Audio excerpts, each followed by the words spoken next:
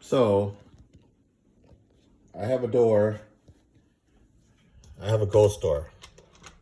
It just opens and there's nothing I can do about it. I've done all the things that the YouTube people have said.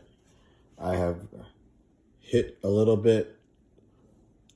What you do is you take the middle or this one out and you tap it with a nail, with a hammer to bend it a little bit. I've done that and it still is opening. I even tried to take each individual one out to see which one would stabilize, and that has also failed. So see, it still opens.